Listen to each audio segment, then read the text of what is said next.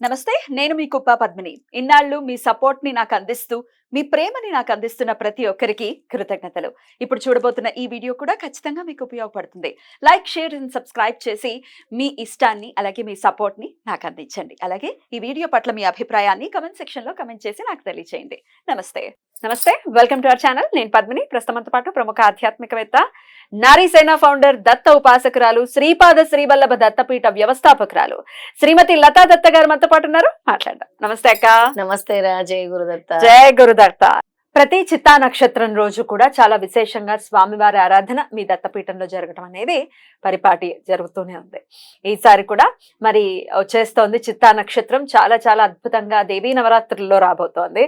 4వ తారీఖు శుక్రవారం చిత్తా నక్షత్రం. ఎట్లా వినియోగించుకోవచ్చు అక్క ఆ రోజున? చిత్తా నక్షత్ర పూజ అంటే శ్రీవల్లభ స్వామికి చాలా ప్రీతికరం. మన బర్త్డే రోజు మనం ఎలా ఆనందంగా ఉంటామో ఆ రోజు స్వామి ఎవరైతే చిత్తా నక్షత్రాన్ని పూజిస్తారో ఆ తిథి రోజు ఉద్యోగ సమస్యలు ఉండేవాళ్ళు, ముఖ్యంగా ఎవరికైతే దీర్ఘకాలికంగా ఉద్యోగాలు, ఇప్పుడు మనకి చాలా రెసిషన్ టైము, చాలా మందికి ఉద్యోగాలు పోతున్నాయి, లేదా ఉద్యోగంలో ఎదుగుదల ఉండదు, అక్కడే స్టిక్ ఆన్ అయిపోతారు, చాలా ఇబ్బందులు పడుతూ ఉండేవాళ్ళు, వీళ్ళందరూ కూడా చిత్తా నక్షత్రం రోజు స్వామివారిని పూజించాలి. ఆ రోజు శ్రీపాద శ్రీవల్లభ స్వామిని అష్టోత్తరంతో, శ్రీపాద శ్రీవల్లభ స్వామి అష్టోత్తరం ఉంటుంది, అష్టోత్తరంతో పూజించుకోవాలి. అలాగే శ్రీపాద రాజాష్టకం చదువుకోవాలి ఒక 9 సార్లు. మీరు ఆల్రెడీ నేర్పించారు, ఈ రోజు కూడా ఒకసారి చదివి వినిపిస్తారా? తప్పకుండా చదివి వినిపిస్తాను. శ్రీపాద రాజాష్టకము చేసుకోవాలి 9 సార్లు. ఎందుకంటే అది చేసుకోవటం వల్ల మన కోటి జన్మల పాపం కూడా నశిస్తుంది. సిద్ధమంగళ స్తోత్రం ఎలా అయితే పవర్ఫుల్, శ్రీపాద రాజాష్టకం కూడా అంతే పవర్ఫుల్ అని చెప్తున్నాను. అంటే మనకి సులభంగా సాధన చేసుకోవటానికి స్వామివారు ఇలాంటి మంత్రాలని మనకి అందజేస్తున్నారు. స్వామివారు ఎప్పుడైనా ఎలా సంతృష్టి చెందుతారు పద్మిని? స్తుతిస్తే వాళ్ళని స్తుతిస్తే ఎక్కువ సంతృష్టి చెందుతారు. దత్తదాసు తనకి వచ్చి రాని భాషతో స్వామివారిని తన సొంత వాక్యాలతో స్తుతిస్తుంటే స్వామి అలా అసలు ఆయన మనసు కరిగిపోయి దత్తదాస్ దగ్గరికి పరిగెత్తుకొని వెళ్ళిపోతారు. శ్రీపాద శ్రీవల్లభ చరితామృతంలో ఆ దత్తదాస్ ఎవరు? ఎక్కడో ఉండి స్వామి దివ్య మంగళ స్వరూపాన్ని తలుచుకుంటూ స్తుతిస్తుంటేనే అంత ఉప్పొంగిపోతారు స్వామి. అలా స్వామిని గనక మనం పట్టుకొని మనసుతో, అంటే మనస్ఫూర్తిగా ఎవరైతే వాళ్ళ మనసుని అర్పిస్తారో స్వామి తప్పకుండా వాళ్ళ దగ్గరే ఉంటారు. ముందు వాళ్ళ సమస్యను బయటేస్తారు. తర్వాత నేను ఇప్పుడు ఒక దశనామాలు చెప్తాను. ఆ దశనామాల్ని కూడా ఆ రోజు చదువుకుంటే చాలా మంచిది. ఆ దశనామాల్ని కూడా ఓ 11 సార్లు చదువుకోవాలి. రైట్. అయితే నెలకొక మారు చిత్తా నక్షత్రం రావటం అనేది మనకు తెలిసిందే. అయితే చిత్తా నక్షత్రం రోజు స్వామివారి ఆరాధన మరీ విశేషవంతమైన ఫలితాన్ని ఇస్తుంది అని అనుకోవచ్చు. అవును, చాలా విశేషమైన ఫలితాన్ని ఇస్తుంది. ప్రతి నెల వచ్చే చిత్తా నక్షత్రం రోజు ఎవరైతే అసలు వాళ్ళకి నాకు ఈ దరిద్రం ఏంటి, అసలు ఈ దరిద్రంతో నేను బాధపడుతున్నాను అన్న వాళ్ళు ఈ చిత్తా నక్షత్రం పూజ చేసి చూడండి, మీకు తప్పకుండా మార్పు కలుగుతుంది శ్రీపాదుని పట్టుకొని. ఒకసారి మరి ఆ దశనామాలు, అలాగే శ్రీపాద రాజాష్టకం చాలా చాలా 8 శ్లోకాలతో ఉంటుంది. చాలా బాగుంటుంది, అసలు వింటుంటేనే మనసుకి హాయిగా అనిపిస్తుంది. ఇంకో ముఖ్య విషయం పద్మిని, ఆ రోజు చిత్తా నక్షత్రం రోజు ఎవరైతే దత్త ప్రదక్షిణలు చేసుకుంటారో వాళ్ళు అనుకున్నది వెంటనే జరుగుతున్నది. అంటే ఏదైనా ఒక సంకల్పం చేసుకొని దత్త ప్రదక్షిణలు చిత్తా నక్షత్రం రోజు చేయాలని మన పీఠంలో చేస్తున్నాము. ఒకసారి మనం కూడా చూపించే ప్రయత్నం చేద్దాము మన దత్త భక్తులందరికీ. అర్థమవుతుంది అసలు ఎలా చేస్తారు ప్రదక్షిణ, దత్త ప్రదక్షిణ అనేది. ఆ దత్త ప్రదక్షిణ గురించి కూడా మనం మాట్లాడుకున్నాం ఆల్రెడీ. మీరు ఒకసారి చెప్పారు. మీరు ఆ వీడియో ఒకవేళ చూడాలి అనుకుంటే గనక మన రెడ్ టీవీ భక్తిలో ప్లేలిస్ట్ లోకి వెళ్ళండి. లత గారి వీడియోస్ అన్ని ఉంటాయి, ఒక ప్లేలిస్ట్ లో ఉంటాయి. అందులో దత్త ప్రదక్షిణ గురించి అక్క చెప్పినటువంటి వీడియో చాలా వివరంగా ఉంది, కాబట్టి ఒకసారి ఆ వీడియో కూడా చూడండి. అవన్నీ మంత్రాలు ఇప్పుడు చెప్తాను, దశనామాలు చెప్తాను. ఈ దత్తాత్రేయ దశనామాల్ని ఆ రోజు పఠించుకోవాలి. ఇది 11 సార్లు పఠించుకోవాలి. అంటే ఈ 11 టైమ్స్ చదవాలి. ఓం ద్రాం శ్రీ దత్తాత్రేయాయ దిగంబరాయ నమః. ఓం ద్రాం శ్రీ దత్తాత్రేయాయ చిదంబరాయ నమః. ఓం ద్రాం శ్రీ దత్తాత్రేయాయ అవధూతాయ నమః. ఓం ద్రాం శ్రీ దత్తాత్రేయాయ అత్రివరదాయ నమః. ఓం ద్రాం శ్రీ దత్తాత్రేయాయ ఆదిగురువే నమః. ఓం ద్రాం శ్రీ దత్తాత్రేయాయ పరమాత్మనే నమః. ఓం ద్రాం శ్రీ దత్తాత్రేయాయ పరబ్రహ్మణే నమః. ఓం ద్రాం శ్రీ దత్తాత్రేయాయ సచిదానందమూర్తే నమః. ఓం ద్రాం శ్రీ దత్తాత్రేయాయ విశ్వరూపాయ నమః. ఓం ద్రాం శ్రీ దత్తాత్రేయాయ ఆత్మరూపాయ నమః. ఈ 10 నామాలు ఈ 10 నామాలు కూడా 11 సెట్ల కింద అంతేనాక? అంతే 11 సెట్ల కింద చదువుకోవాలి. ఉమ్. ఇప్పుడు శ్రీపాద రాజాష్టకం నేను చెప్తాను.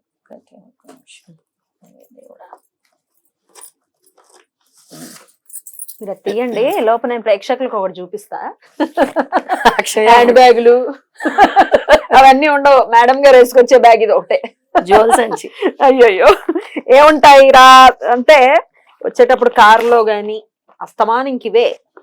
పుస్తక పఠనం అనేది ఖచ్చితంగా జరుగుతుంటుంది. చూసారా ఎన్ని పుస్తకాలు ఉన్నాయా, అన్ని దత్తుడి గురించే. ఏమో దత్త చరితామృతం, తర్వాత అనఘాష్టమి వ్రతం, అవధూతలతో నా అనుభవాలు,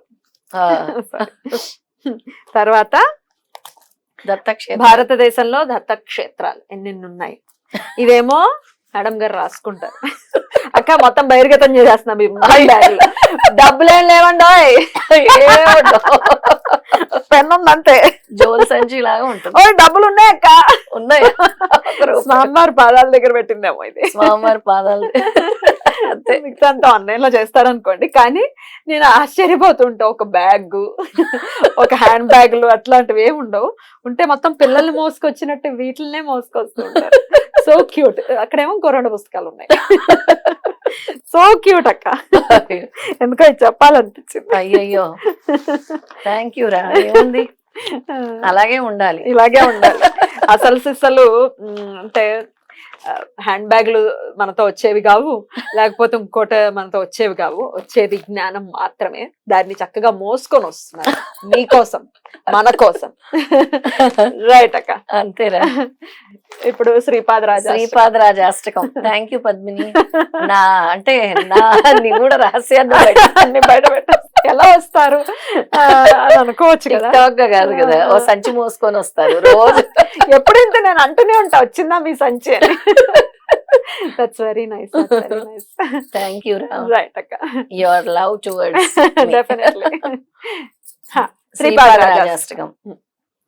వేదాంత వేద్యం వరయోగి రూపం జగత్ ప్రకాశం సురలోక పూజ్యం ఇష్టార్థ సిద్ధిం కరుణాకరేశం శ్రీపాదరాజం శరణం ప్రపద్యే. యోగీ స్వరూపం పరమాత్మవేషం సదానురాగం సహకార్య రూపం వరప్రసాదం విబుధైక సేవ్యం శ్రీపాదరాజం శరణం ప్రపద్యే. కాషాయ వస్త్రం కరదండధారిణీం కమండలం పద్మకరేణ శంఖం చక్రం గదాభూషిత భూషణాఢ్యం శ్రీపాదరాజం శరణం ప్రపద్యే. భూలోకసారం భువనైకనాదం నాదాదినాదం నరలోకనాదం కృష్ణావతారం కరుణాకటాక్షం శ్రీపాదరాజం శరణం ప్రపద్యే. లోకాభిరామం గుణభూషణాఢ్యం తేజమునిశ్రేష్ఠ మునిర్వరేణ్యం సమస్త దుఃఖాని భయాని శాంతం శ్రీపాదరాజం శరణం ప్రపద్యే. కృష్ణాసుతీరే వస్తీ ప్రసిద్ధం శ్రీపాద శ్రీవల్లభ యోగిమూర్తిం సర్వే జనైః చింతిత కల్పవృక్షం శ్రీపాదరాజం శరణం ప్రపద్యే. మంత్రాబ్ధిరాజం యతిరాజ పూజ్యం త్రైలోక్యనాదం జనసేవ్యనాదం ఆనందచిత్తం అఖిలాత్మతేజం శ్రీపాదరాజం శరణం ప్రపద్యే. మంత్రానుగమ్యం మహానిర్వితేజం మహత్ప్రకాశం మహాశాంతమూర్తిం త్రైలోక్యచిత్తం అఖిలాత్మతేజం శ్రీపాదరాజం శరణం ప్రపద్యే. శ్రీపాదాష్టకమిదం పుణ్యం ప్రాతుర్దాయ పఠేత్ కోటి జన్మ కృతం పాపం స్మరేణ వినశ్యతి. చాలా చాలా బాగుంటుంది అసలు శ్రీపాద రాజాష్టకం. చాలా చాలా ఇందులో స్వామి సమస్త దుఃఖాల్ని భయాల్ని కూడా నేను తొలగిస్తాను, మీ చింతిత అంటే మీ చింతల్ని దూరం చేస్తాను, మీకు నేను కల్పవృక్షం లాంటి వాడిని, మీతో ఎల్లప్పుడూ నేను ఉంటాను, నా నామం జపిస్తే మీకు ఆనందం తప్పించి ఇంకేమీ ఉండదు అని స్వామి తెలియజేస్తున్నారు.